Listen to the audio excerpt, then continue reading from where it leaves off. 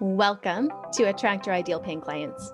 If you're tired of spending your precious time Googling what tactics work, what strategies are legit, and who the real experts are, you're in the right place. But before we get to all the good stuff, let's make a deal. After you watch this interview, commit to taking action. Either do something you've been meaning to do in your business for a while, or take something you've learned here and apply it. I'm your host, Emily Carter of Change Agent Studio, and it's my pleasure today to introduce you to Angela Bryant. I discovered Angela and her company, Angel Rated, when I was looking for an expert to share with me the power of testimonials and reviews in online business, and how to go about getting them. Angela created Angel Rated to help others cut through the hype of affiliate reviews and polished testimonials, and to prevent them from wasting money on products that weren't good for them. And today, she's sharing what she's learned through building Angel Rated. In this interview, Angela breaks it all down for us, from how to get the best testimonials, what to do if you get a negative review, and the one thing you can do to get people talking about your business. Welcome, Angela. I am so excited for this interview today because we're going to be talking about testimonials and reviews and how people view our stuff. And I'm really excited because I think it's a really important piece of business. And so I just want to dive right in. So first, can you tell us about the power of testimonials? Oh, yes, juicy one. So obviously, everyone these days has testimonials on their website. So if you're trying to sell anything in your online business, you use testimonials.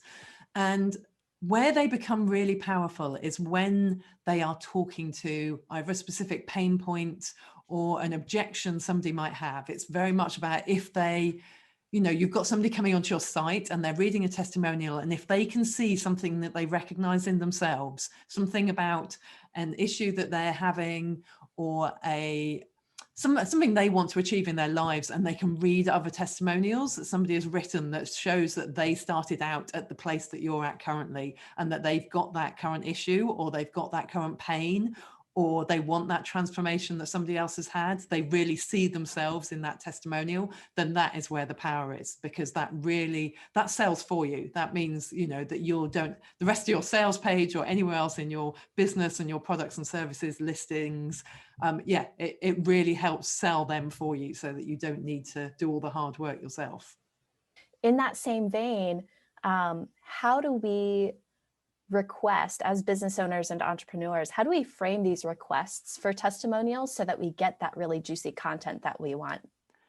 So I think there's quite a few different things you can think about to do. So obviously, one of the first things is to make sure that the clients you have that are using your products and services are your ideal clients to begin with, because if they're not, they're never going to write you a perfect testimonial, because they are not, your product isn't perfect for them. So obviously you need to be reaching out and having fantastic clients to start with.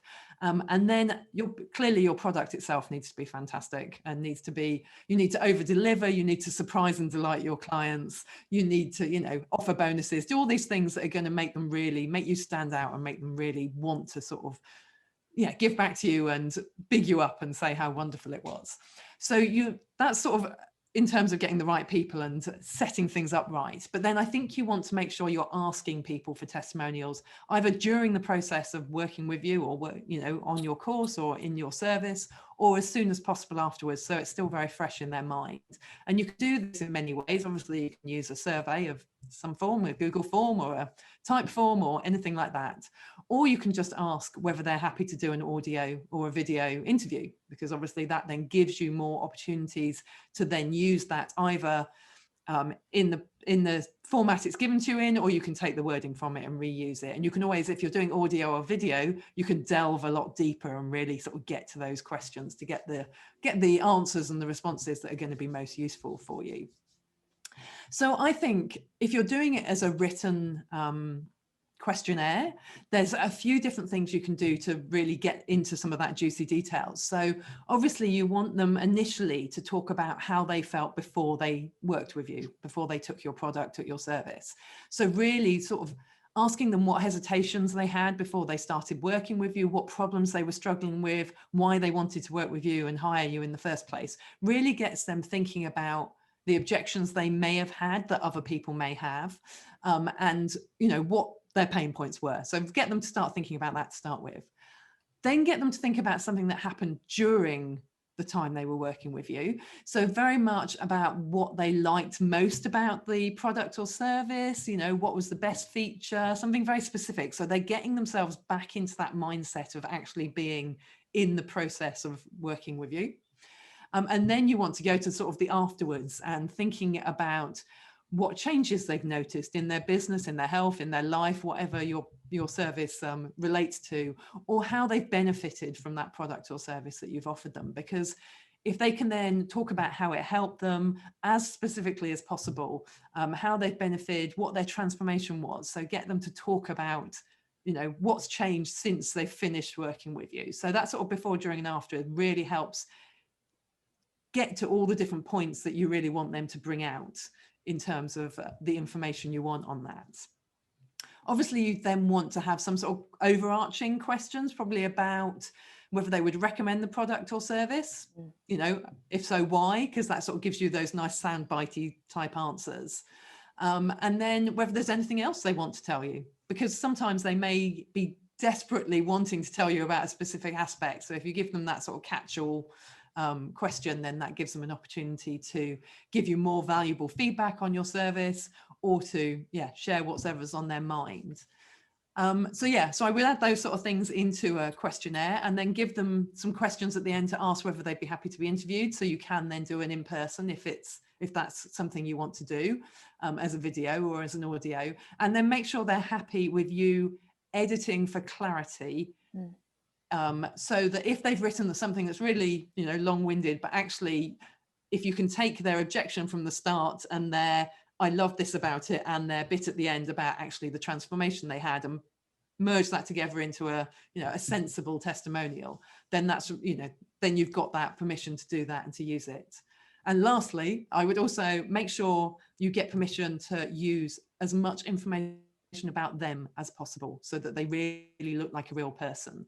So if you can use their full name, use an image of them, use their business title, use the country they're from, anything that sort of gives more meat and flavor to that testimonial to help your future clients recognize themselves in that person would be really, really beneficial. I love that emphasis on specificity of person, because I think part of what is so powerful is being able to see that and making that person real. You didn't make them up. So it's something that I think gets glossed over sometimes when we're thinking about how to present that information. So hearing you say that getting that specific human factor is really powerful. So how can we make it? And I think the other go ahead. We have a little bit of a delay. I was going to say, that's all right. Sorry. I was going to say the other thing that adds to that real human factor is making sure that if you edit any testimonials, that you really keep in any emotion or that sort of enthusiasm or the slightly strange words or energy that they're using, because, that makes it from that very real person. I want to know, how do we, you talked about having a form, asking for these different kinds of questions. How do we make it really easy to get testimonials and reviews and people commenting on what we're working on, what we're giving, our offers? So it's probably good to talk about the difference between testimonials and reviews in my mind. And obviously reviews is something that I work on a lot. So both of them are really, really important in sort of marketing to new clients. And you should be focusing on both testimonials and reviews in terms of your customer management process or what you're looking at. And everything about your search rankings, your reputation, your sort of business growth, it's all really built on how you can manage both of those. And I think historically in the online business world, everyone's really talked about testimonials. That's been very much what everyone's focused on, getting these most beautifully crafted. And I know I've just sort of said about how you can beautifully craft testimonials, but the thing about testimonials is obviously they are gathered and they're owned and they're managed by the business themselves who own that product. And they're collected from people that that owner or that business owner has a really good relationship with. You know, it could be friends of theirs, it could be great customers, it could be their raving fans, because it's the people they know they'll generally get a very positive response from. So they're quite often cherry picked, or they're filtered, or they're edited, as you know, as you would expect. And they're very much used to overcome those pain points and those objections, and to be persuasive and to look like your real customers. So they're generally a really nice showcase, a really nice way of showing on your own website and your own social media. And, you know, don't just keep them on a little page just for client reviews, you know, scatter them everywhere, all over your about page, all over, you know, sales pages and your social media and everywhere else. But generally they can be quite impactful, because you might only need a few, but they might be slightly longer form, or they might be a bit more detailed, some of them, to sort of get really into who that customer is and what's happened to them. So that's sort of the testimonial side of thing. I think the difference with reviews is that reviews are most often collected by a third party. So they're not owned by that business owner themselves. The business owner often isn't involved in that process. They're sort of, is slightly separate, and it's very much, reviews are generally seen as much more open for anyone to express their experience, whether it's good or bad. And sometimes they can be anonymous, or they can be, you know, there's no way that the business owner can sort of cut out the bad ones or filter them, or, you know, do those sort of things. So often all the business owner can do is sort of respond to a review if it's on an independent review site. So they're quite often hosted on these separate platforms. And what they're better for, and I was going to say, they've not historically been used that often in the online business world. They are, you'd much more think about them for plumbers, or for hotels, or restaurants, or, you know, dentists, or whatever it might be, someone else that you're buying it, but they've not been used that much in online business. And I think as we go forwards and the world of online business opens up more, and we get more courses and more coaches and more services being offered, I think there's going to be a much more demand for reviews as well as the testimonials. And the difference is, obviously, with reviews, they're quite often a lot shorter, and they are aggregated, and you see lots of them in one place, and you quite often get the scores with them as well, and ratings. So in some cases, clients really prefer to see reviews, because they feel that they're less edited, and they're more independent, and they're more trustworthy, they're a bit more unbiased. And what you will generally find is that the reviews would be much better for driving traffic to your site in the first place, because, you know, that you can go on a review site and find lots of different reviews for different things, and find one that suits your needs, and that would drive the traffic to your website. And then when they get on your website, the testimonial is then the thing that sells your particular services. So if you can think about splitting them up like that, I think that's quite a good way of thinking about, you know, the reviews drive traffic to your site, and they are more independent and unbiased, and you have less control over them, whereas the testimonials are the things that you own, that are on your site. And are usually a bit more raving, and your best fans, and the help to actually sell your services. So I think it's thinking about the fact that you need both, and that you need to point your customers to do both, and to help them do both, so that you are doing both sides of that equation. Yeah, I hadn't thought about testimonials and reviews being very different, but now that you've pointed it out, I'm thinking, oh yeah, reviews, you know, when you go to a review site, it's like a directory, sort of like what we used to use like the yellow pages for, but you get a sense of who that person is, what that company is, right? Not just their contact information, but what people have experienced in working with them. And that can be a really valuable source of traffic. Particularly if you're looking at sites that review this stuff specifically, so that it is really like a directory of those services. As I was thinking about that, I was also thinking, you know, what can we do, you know, because we don't have control over reviews, and because, you know, testimonials are awesome for storytelling, but it is true that they're curated. And so building extra trust through reviews, it becomes a key way of sort of like checking your work, right? And so what is sort of the best way that we as business owners and entrepreneurs, how can we handle it when we get a poor review? What are our options and what are some of the best ways of handling that?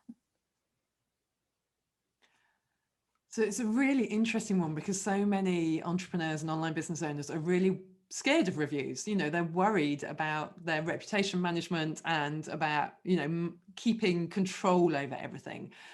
But it's almost like you need to have enough faith in your own product and what you're offering and what you're serving. Because if you know that the quality is there of what you're doing, then you shouldn't have any concerns.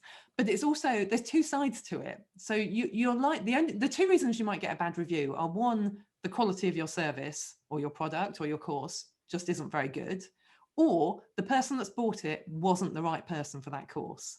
So it wasn't going to lead them to get the transformation they wanted. It wasn't going to provide the service they needed. It didn't provide it in the way that worked for them. So it might have been at the wrong level of knowledge. So they were a beginner and it was advanced, or vice versa. Or it might be that it's presented in the wrong format. You know, they like written things and it was all video, whatever it might be. So it's either that the course, you know, the product service itself wasn't great, or it wasn't a good fit or a good match for that person. And I think if you get a bad review, it's really trying to understand which of those two things it is.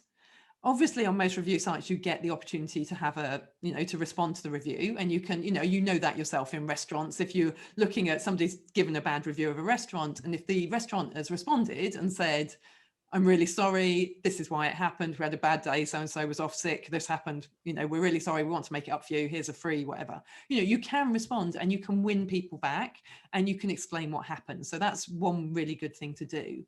Other things you can do is obviously make sure the course or the service or the product is as good as it possibly can be, and make sure you are only attracting the people that it is right for. Don't just try and sell it to all and sundry who it's not perfect for, because they will not be happy campers and they will not then rave about it to their friends and their colleagues and on Facebook groups and everywhere else. If they are a really good fit for it, and that should be your ideal client, your perfect client that you really want to attract, then yeah, they'll be really positive and you shouldn't have any concerns about it.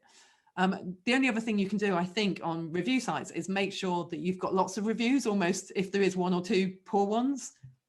People understand that occasionally people have an off day or they're a negative Nelly and they, find fault with everything and just want to criticize.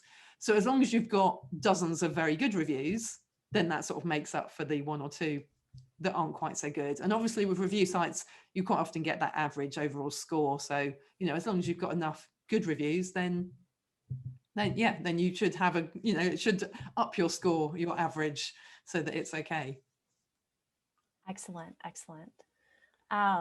So we're just about out of time. And before I let you go, I really want to know, what is one action that we can take as business owners to help us get more reviews, not just testimonials that we are curating, but reviews that really represent our work and our value? How can we get more of that out into the world?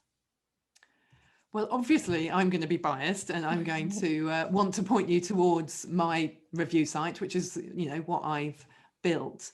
But I think generally with all these things, with testimonials and reviews, it's very much about making the ask. People will very rarely give you feedback, unexpectedly and without you asking. So I think it's just about making sure that everywhere, that you send emails, that you put it on social media, that you do things to point people in the right direction, and, have templates, have it already set up. So it's really clear that you welcome those reviews, that you welcome people, feeding back and giving that, and that you find them useful and that you want them to do it, and explain to them that it doesn't take long. It can take a couple of minutes, and here's a link to this site, and that, that's perfect. You'd really appreciate it if they went and did that for you. That would be a really nice thing if they got benefit from your, you can always couch it in the terms of, if you really enjoyed this, then please go and do that.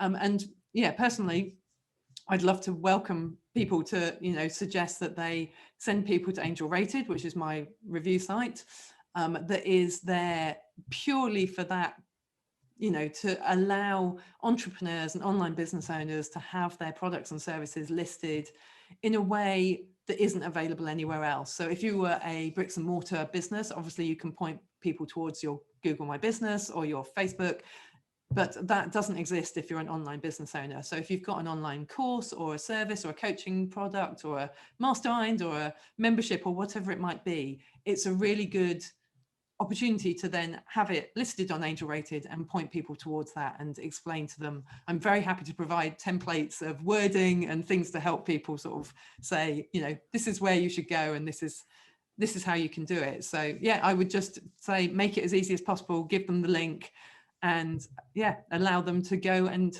say what they want. I love that advice because it's super actionable. We can do that today. We can start now with the clients that we're working with. And it also means that we're now sort of stepping into leadership in getting those reviews out there and helping ourselves get the word out. So I just want to say thank you so much for creating something that is specifically for online business owners, online entrepreneurs who don't have a platform or didn't have a platform to send people to before, because Amazon isn't going to do it. Yelp isn't a good fit. So this is actually a really great opportunity for us to create that directory, create that resonating reviews around, what we're creating. So thank you for doing that. Thank you so much for your time today. It has been such a pleasure to hear from you and get this information, because honestly, asking people for stuff after we've worked with them can be hard. It can be a barrier. We can feel like we're asking too much, but knowing how to do it well actually gives us confidence to do it well. Fantastic. Yes, I couldn't agree more. And everything you say about having that directory, having that review site, that's exactly what I wanted when I first started building an online business. It's exactly what I felt was needed and was missing, and that I was looking everywhere for and asking questions in all these Facebook groups and of all these other people and saying, can anyone recommend this? And can anyone recommend that? And which is your favorite this? And I was just like, I need to make this happen. This needs to exist. So yeah, so that's why it now exists. And I would very much encourage and welcome everyone to list their business and add their products and encourage clients to write reviews for them. Well, thank you so much, Angela. I appreciate your time, and we'll catch up with you later. Thank you so much. Thank you. Thanks for having me.